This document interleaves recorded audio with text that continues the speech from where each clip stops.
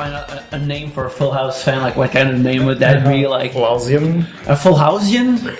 That sounds German for some reason. Yeah. Flausian. A tan nerd. Oh, well done, Justin. Well done. Tell me we're recording. We are recording, so it's working. So yeah. You just fade into the discussion. Yes. You are catching us during great Full House discussion. This is a Tribute Games podcast. It's a podcast made by people working mostly at Tribute Games in Montreal. We make independent games, and this is pretty much what we usually talk about when we make our show. Speaking to you right now is me, Yannick Belzil. I'm a writer and a social media manager for Tribute Games. I'm Dom2D. I'm a game designer. I'm Andy. I'm a programmer. Justin, animator game design. I'm Jean-François, programmer. I'm Carl Kerschel. I'm a comic book artist who works upstairs. Nice. And way in the back, we have Stefan. From the shadows. From the Shadows as our audience, who's our general artist. He's our peanut gallery. Yeah, exactly. What's up, guys? What's up? Doing good. We got the return of Carl. I'm so happy to be back. I listened to the last 2 episodes while I was slaving away on comic books upstairs. But That's what I do. You have to come back. I do. I was really sorry I missed the one from last week because it was super dev heavy. Devy. Yeah, it's weird when you're not there because we're just talking. And it seems really boring to us, but we don't have your precise questions No, and all I that. love It's it. weird. I can't get enough of that stuff. More dev corner. Except there will be more dev corner, and it might be like an actual dev square because there will be a circle because there won't be corners anymore. Anyways, this is great. Just to start it off, have you guys been playing anything interesting recently? Since last week, no, but 2 games, or 1 came out today and 1 tonight. Shantae and the Pirate's Curse came out today, but I can't download it, so I have to wait till I get home. Who made that? Way Forward. They're really awesome. They're out of California, and that's sort of like their flagship game. So this is like been in development for a while. It's a nice 2D platformer. And then something you might like is Fantasy Life. It's made by Level 5. Oh, yeah. The reviews are not that great, though. They said it's slow and boring. Oh, wait a minute. I saw screenshots of this while I it's was great. playing Ni no Kuni. I Okay. was looking at other level 5 stuff. I saw, what kind of game is it though? Looks like some kind of adventure RPG type thing, but you can like master a lot of different job classes and things. Like you can be like a tailor or just like a merchant or something. A lot of the jobs seem to be really repetitive, like hammering weapons or. You're telling me being like a shoesmith is boring? Well, it might be in that game. That's the thing. Is there's the hero that runs around and hit monsters, but there's also the blacksmith that just hits a weapon and sort of a rhythm mini game or something. So I don't know. It sounds like cool, but it was riffing pretty heavily on the Miyazaki influence yes. from Ni no Kuni. Like stylistically, it looked kind of a lot like. Oh, the look of it is great. Yeah. And the music is also fantastic. And it was already out in Japan, so it kind of proved its worth. What is it out on? 3DS. Alright. So yeah, and it's like a full price game too, so gonna download that tonight. I just started playing because I didn't have time to play much of anything, and I got tired of Pokemon, which I will go back to. But I'm playing Dragon's Crown on the Vita. It's a cross-play game because like it's Vanillaware. Yeah. I didn't really play like Muramasa or Odin Spear. I had them all.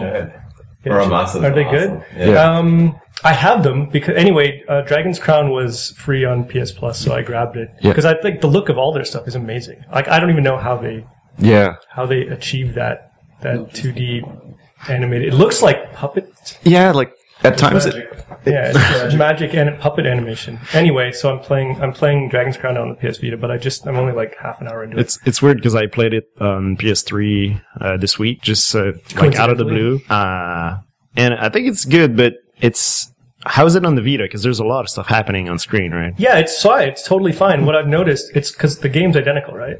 Yeah. Yes, I haven't played a ton of it, but I noticed that, it looks perfect on the Vita. I don't see that it'd be a ton different playing it handheld than on the screen, but I noticed like the levels are really short. It almost feels like a mobile game. Yeah. Like those levels are so short and it's really loot driven, like way more than I thought it would be. Oh, yeah, for those that might not know, it's a beat 'em up basically with fantasy characters. RPG elements, heavy loot system, and like a ton of stats. Yeah, I played it on Vita, and in some areas I had some minor slowdowns, but it was still like a pretty good experience. Like I didn't really notice anything wrong with it. Yeah, but to you, it never felt like there was too much happening on screen or anything, right? Like it all seemed pretty crisp. I played with 2 players, and it was really hard to follow what was going on. And 4, it's just like unreadable. It's just a mass of numbers. Can you take, because I wasn't sure, like when you find these skeleton piles in these levels and you can take them and resurrect them. Can you take their stuff? Their stuff? You can hire these guys to come and join you, because I'm playing single player. You can resurrect these heroes and they'll come and fight with you, but can you just loot their corpse, like loot their gear and then bury them? I don't think I think you could take their loot, but I think it's always a little bit like worse than what you've got. So it's like the people are always like a couple levels lower than you maybe. Yeah, it's been a while. I know there's a mechanic where you can bury the bones and you get a random item maybe. Oh, okay, I didn't know that. But it doesn't explain a lot. No. I guess like at a certain point, like you pretty much bury everything. Yeah. Oh yeah. Yeah, you just have way too many, so. I tried playing with no helpers because it felt less confusing, but they gave you helpers anyway. Yeah, I removed them all from the slots, but they just drop into the screen. They're just like, hey, hi. There's an option to like disable them completely, but I think I might do that because it's just too confusing. And the later levels, I think you pretty much have to like get rid of them because they're too stupid and they just make you fail the missions. How long is the game? It's like if you just breeze through it, I think it's probably like 8 hours. Oh, I think I sunk in like 40 because you have just all these collecting quests stuff. and all that. The new Game Plus is just a bunch of random missions, right? So now a very important question: which character are you playing? I'm playing the female barbarian. Like the Amazon? Yeah, is the Amazon? Yeah. The butt cheeks. Yeah, the butt cheeks. She's got a really weird walk cycle. Yes. Yeah. That's really strange. I like all those designs. Yeah. They're all great. The dwarf is really great. Yeah. Just super massive and like... That game took a lot of shit for its like controversial sexuality, right? Yeah. It's got these overly sexualized characters, but I mean, that's just the way. Like the player characters are not so bad. I don't think so. Like because it fits the universe. But some of the cutscene screens, like sometimes there's just a wounded knight that is like on the floor and she's wounded, but she's like wide open and half naked. Okay. It's I haven't seen that. Anyway, whoever's do you know the name of the guy who's George Kamatani? He's the main designer on it? Yeah. And game designer? I think so. He does like the art. Like he's an old guy from Capcom, so he does like some of the art. But he's definitely the guy that's like more on the game design side of it. He's the vanilla word guy. Yeah, basically. Anyway, he's amazing. Oh yeah. And I also love that as you complete quests, you get paintings. Yeah, that's cool. And it's a really neat reward system. And it's like from a bunch of different Yeah, artists. they're all awesome. Every New Year's Day, or close to around it, he always does like the New Year's Day card or whatever for Vanillaware. It's just like something I look forward to like every year. It's like, what did George come up with? And it's always these like super detailed, like, multi-armed whatever. It's just great. Yeah, that guy's got such a good style. That's what I'm playing. I also want to mention, I haven't played this yet, but today I just downloaded The Last Express for the Mac. Have you guys ever played that? Heard of Is it? that the old adventure game? It's an old Jordan Mechner adventure game. Yeah. And apparently, I've been listening to a lot of Idle Thumbs podcasts, and they talk about it all the time. So I finally just looked it up, and it was $3.99 for the Mac. It's on Steam, too. It's on everything. But I think it's even on iOS. But it's like... Apparently, and again, I haven't fired it up yet, but it does some really revolutionary stuff with the adventure game system. Things that I guess maybe people aren't even doing. Yeah. Today. And it's an old game. It's an old game. I don't remember what year, but it's sometime between probably before Sands of Time, I think. Anyway, it's supposed to be excellent. I've been inspired to play adventure games too because I watch a bunch of people playing on Twitch playing. I saw Day 9 play the Dig and King's Quest 6, I think. And it was really inspiring to just try to play these games with a kind of a game design mind, like to see what worked and what didn't, instead of just going in there and being frustrated at the first weird thing and stopping playing. And it's really interesting. Like Justin, you saw me play Quest for Glory 4 on Twitch. What did you think? How did it feel? I don't know. Like those games are like not my thing. They always escape me, but like they're undeniably good because like so they have such a large audience. And I don't know. I didn't feel more like inspired to play them, but there is a curiosity there where it's like, what are these about? It's great because you don't have to play them. You just sit down playing it instead. Yeah, but I find like these games are actually very watchable because they are really just more like watching a story unfold. Like, no one's going to brag about how good they are about playing, like, King's Quest or anything, because it's all very, like, there's some branching stuff, but it's pretty linear, so it's kind of fun to watch. And it's also pretty fun. Like, I had maybe like 8 people watching, and it was still enough so that when I'm stuck or when I don't know really what to do, I can ask around, see what you guys think I should go to. When you play these games as more of a game designer, like, do you get extra frustrated at some problems, or you appreciate how they solve their problems or stuff like that? Or no, it's more the opposite. Like, I know why the problems are there most of the time, and I move on and go to the good stuff instead. You don't like notice something that most people wouldn't notice and go, you didn't even try, or something like that. Like you saw just in the fighting system in that game, it's pretty terrible. Yeah, I don't think, But like, if you get frustrated at that and just don't see the rest of the game, it would be kind of sad. Yeah, and there's really good writing in them too. Lots of puns, which I appreciate. There's a lot of puns, but there's also a lot of weird real-life references. Yeah. Like you were saying, some of the characters were... like they had like imitations of voices of people. Like, I'm trying to remember who it was. It was like Jack Nicholson and Rodney Dangerfield. And it's just 3 random people in the game, and you're like... It really dates it. Yeah. And then you're wondering, who's the third guy supposed to be? It's a bad imitation, surely, but who is it? So it's weird sometimes. And I don't know. It has a weird sense of humor. Quest for Glory is a good one to try out and see. So it's an adventure game like the old King Quest and all that, but there's also RPG elements, so that you have stats, and that's a bit out of place sometimes. Like, for example, if you see a bird's nest in a tree, and you're like, I'm gonna climb it, because you can climb stuff. But if you don't have a high enough climb value, you will just try and fall off the tree. So you have to grind to. So you have to grind to solve some puzzles, which it's pretty boring. Like, I spent 20 minutes grinding for balance in the Quest for Glory 3 yesterday, and it was just, what am I doing? But if you think a bit more than I did, you can realize that there are other ways to get the nest in the tree, for example. Like, you have a spell that makes it fall or something like that. So there's many ways that you can solve puzzles in that game. Speaking of boring, I'll just throw in really quickly that I also tried to play DC Universe online. Which took it was like a 25 gigabyte download. I played it for like half an hour and then just erased it. Yeah, it's hard. I don't even really want to talk about it. Just to say that I tried it, and it was an MMO. But I keep doing that with MMOs. Like, I did what's the last one that came out? Wildstar or something? Yeah. I don't know. You didn't like it? A lot of people really like that one. But it's still an MMO. Like, it's still kind of boring. Every time I fire it up, I'm like, oh yeah, it's an MMO. Yep. I'm like, see you. I want to do this. Also, Justin, last Friday you did some streaming. Yeah, well, I guess that's right. We did the stream of it, but we didn't talk about it. Okay, I'm getting confused. I was living in suspense. Yeah, no, so we did do the live stream of our Famicom purchases that we just went in blindly from. I had a board game. I thought it would be a shoot 'em up, and it turned out to be a board game. This is the game of life. Oh, and it was really weird, but the most boring board game in the world. A true board game. Oh, BORED. Yes. And it was at one point, like, you're just going through, and like God challenged us to a game of rock paper scissors. We lost, so he kicked us off a hill. It's like, yeah, makes sense. Yeah, I guess it's probably a deeper game of life, because there seems to be more options, but we don't know because we can read the text. Yeah, right. So the graphics are really cool in it, though. It was, yeah. And John had a cooler game. I can't even remember the title, but it was like a little old action-y arcade style game, and we actually played that one for almost an hour. Yeah, it was fun to figure out what the systems were and actually play a new NES game that's kind of good. Yeah, it's longer than I played DC Universe.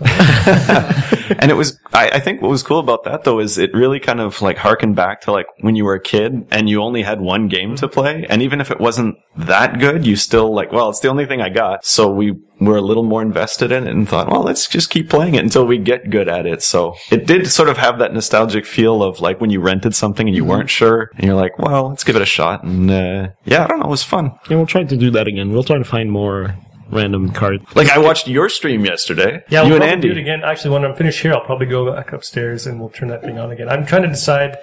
We could just leave that thing on forever. Yeah. I mean, it's just us working and talking. So, I've listened to it as well. It was fun. What do you do on the stream, Matt? Nothing. We just turned on Google Hangouts, and Andy and I were working. and we just talked the way we always talk while we're working, and that was it. So it's No, but it was pretty much like hanging out with you in the. It's like we're all being perverts watching you. It's great. yeah, that's the idea, except for the pervert part. It's like what you always wanted. I always wanted. If Andy could take his shirt off, that would be the best. Yeah, part for me don't tempt personally. him. I'm sure he'll do it. Okay, I'll ask him later on. Andy, the other Andy, not our Andy, but you can work with your shirt off here if you feel like it. But in the meantime, can you tell us if you played something recently? Yeah, actually, last night, I was playing this, recently translated, game from Konami. It was, Lagrange Point. Apparently this translation's been in the works since like 10 years ago or something like that. But yeah, it's like this turn-based RPG, kind of feels like a weird mix of like Earthbound and like Phantasy Star, kind of. It's like a futuristic setting and like kind of dark. Like right off the bat, like aliens are invading and like kind of just like taking over colonies where people are living. I don't know. And because it's Konami and on the Famicom, I guess good music. Yeah, really good music, and it's actually one of the few Konami games that, or like one of the few NES games that like has an expansion chip in it, and like they actually have like a Yamaha like FM synthesizer, so it almost sounds like a Genesis like game when you're playing it. Yeah, you're now our resident music expert. Yeah, I don't know about that. I We'll expect now big understand a little bit more about like the technical side of music, but I'm like terrible when it comes to actually like knowing how to make music. Yeah, Well, we'll keep our expectations high. yeah. we'll get there. Yeah, one day. What about you, Jeff? Have you been playing Destiny a whole lot? Yeah, I'm still trying to get the Cryptarch to give me a legendary. He's the worst. What does that mean? It's like, because in the game you collect like items that aren't identified, and then you go see this guy and he identifies the items for you, and there's a random chance it might be a legendary item, which is a rare item that's pretty pimped out. No luck. I got one once, and it was for another class, so I can't even use it. So And you can probably get whole sets, right? sorry? You can probably get whole sets of these legendary. Yeah, well, there's like basically when you're at the end game, like when you've reached like your level cap, that's the only way to like rank up and progress like in the game. So yeah, it's really frustrating. How many hours are you in? I'm not sure, like probably 30. 30? Yeah. Wow.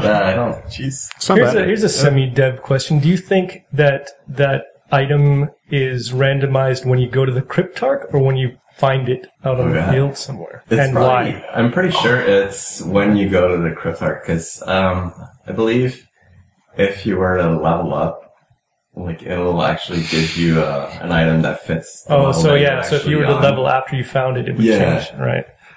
Do you guys see that? I don't remember where I saw this. That room, you know, in Super Mario Brothers 3, when you go into the room and have to pick one of the 3 chests. Okay, yeah. I just read somewhere online that when you go in that room, it tells you to ask you to pick one of 3 chests, but it doesn't matter which one you pick because it's randomized and selected when you walk in the door.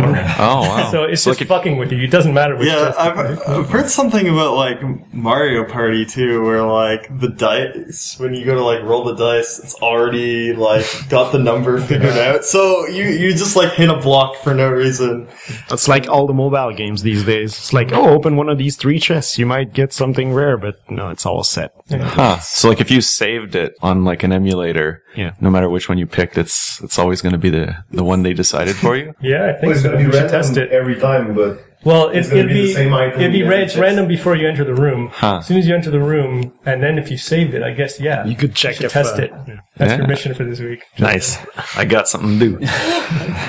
Well, we've already entered it, but let's go further into the dev corner.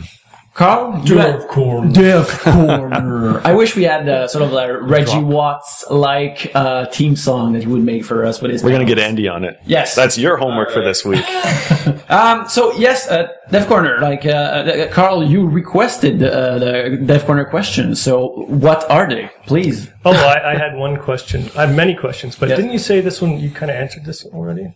I had a question about engines. I know you guys use your own like a custom engine for Mercenary Kings, right? I just wondered why and why not Unity, and what the difference was between Unity's mostly a 3D engine, right?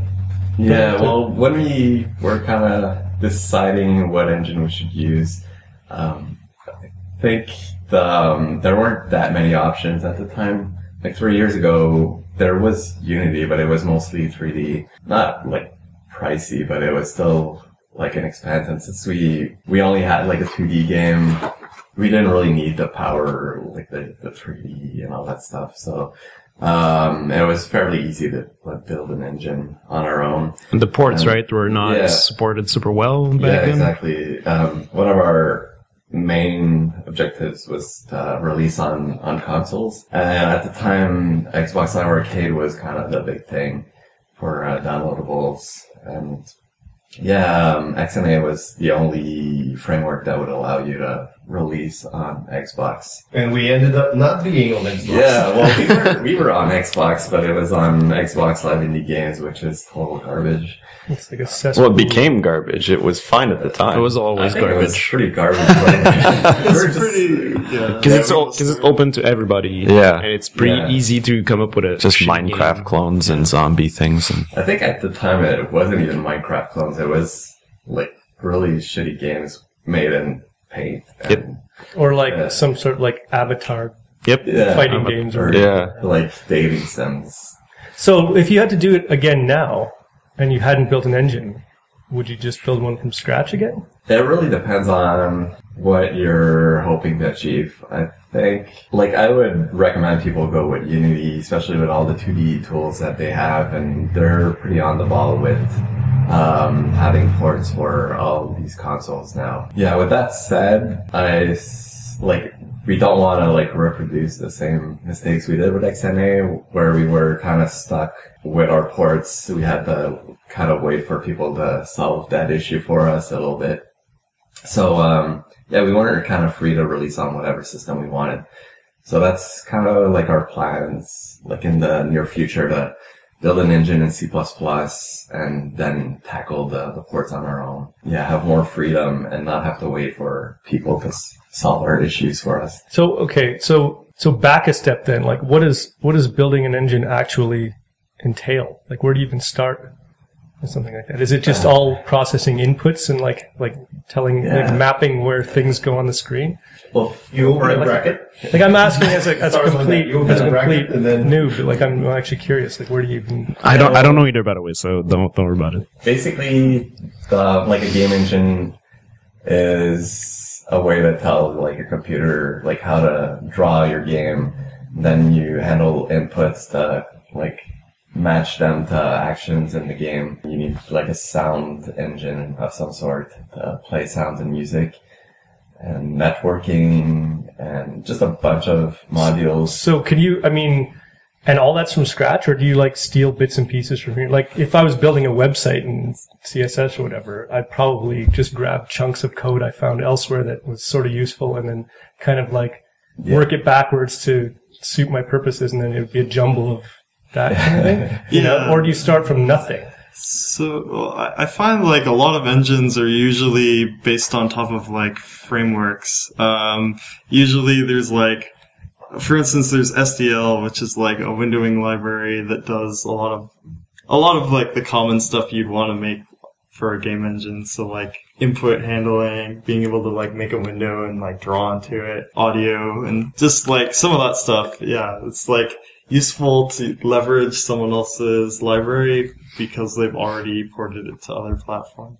Yeah, I think we'd still work on like use libraries to make it a bit faster, like ease the burden and stuff. But you can still write like abstractions over top of those platforms. So if you use a library and you decide later that like it's not working out for you, as long as you have like a little bit of a layer above that you're never working directly with like the low level stuff, then it's like you can just swap. Yeah, you can just swap it for like if you need a console port or something. Mm-hmm. Okay, so just to recap that, it's magic. Yeah, I understood all that, and you guys are kind of looking around as though this is like boring to people, but it's exactly the shit I want. No, it's kind of comforting to know that there's people that like know this stuff. Yeah. And like It is like magic. That's why. yeah. That's why I'm so fascinated by it. No, it is fascinating, but it's a thing that I really wouldn't want to work on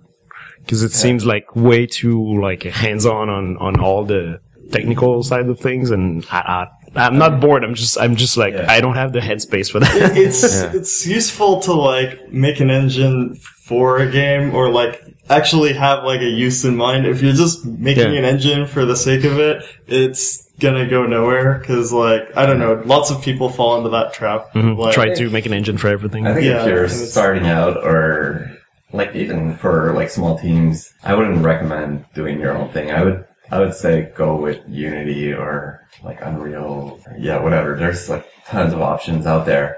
It really depends on like how much control you want over it, but at the same time, like these tools there's tons of people using them, and it really, how do you say that? Like it just good communities that will help you, or yeah, well, it just like if you don't have to focus on the engine part, like you can just focus on gameplay and making your game and not worry about all that technical stuff. right?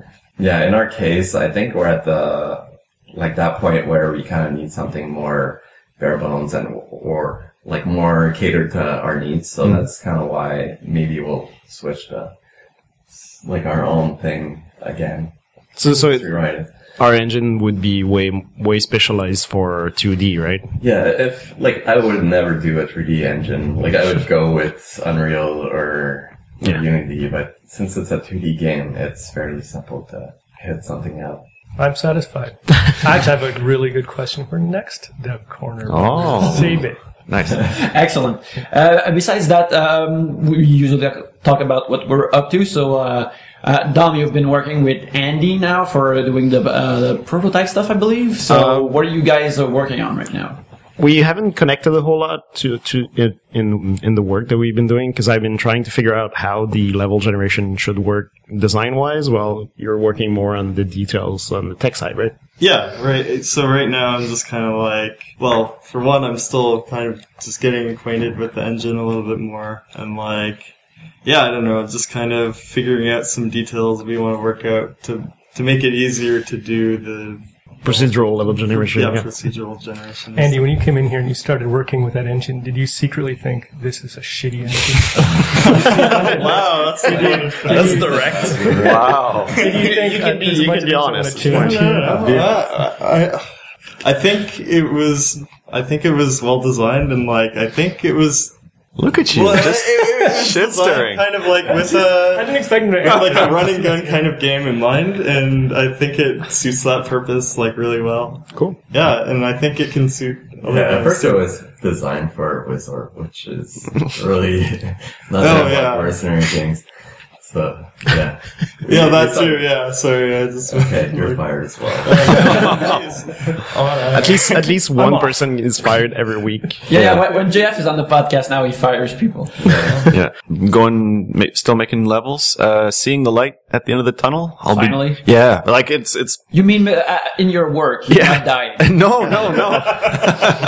Yeah, it's another week of levels, and I think after this month I'll be done like the raw like creation side of that, and then next 2 months I think Paul also just finished his like last animation today. So because we never officially said it, but Paul is animating bad guys and bosses for the game. Yes. Paul Robertson, yes. Pixel artist extraordinaire. Yes. And so he takes your design and then he animates it and makes them move around. Yep. And, all the bosses is his handiwork.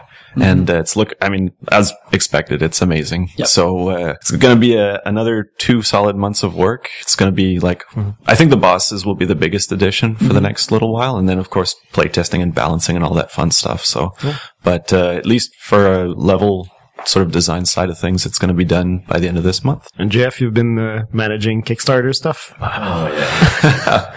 Just getting shipping labels and all that stuff sorted is... The labeling stuff seems to be the most complicated, the hard stuff of all of the Kickstarter stuff. Like, it's to figure all that out. It's a mess. You just don't want to mess up, Are right? you using Indicia?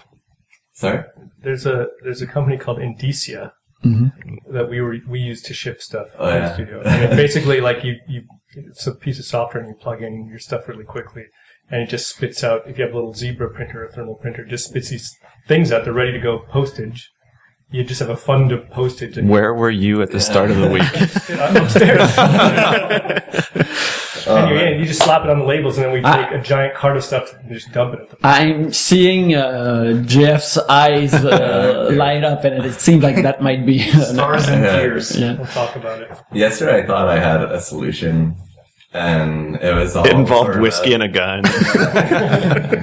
And then this morning I started like printing labels for Australia and Europe and all that stuff. Then when I saw like the price for like just shipping 5 posters. Canada Post? No, with FedEx it cost $120 to Australia just for 5 posters. One package. This is ridiculous. It's gonna cost us like $20,000 just to fulfill our shipping, like our rewards. So I was kind of back to square one this morning and trying to figure out a better solution. So yeah, if any listeners were thinking of doing a Kickstarter, just think about it really well, especially the shipping part. Try to make a huge Kickstarter just so you don't have to like worry about that stuff and hire someone to do it. Guys, we're topping 35 minutes, so I suggest that we are ending, or is there anyone has something to talk about or share, or, want to say, like a secret they want to share, or an advice they want to tell? You seem like you want to tell us, share with something today. I was hoping someone would go first, but given that no one does, I'll share a secret next week. Oh.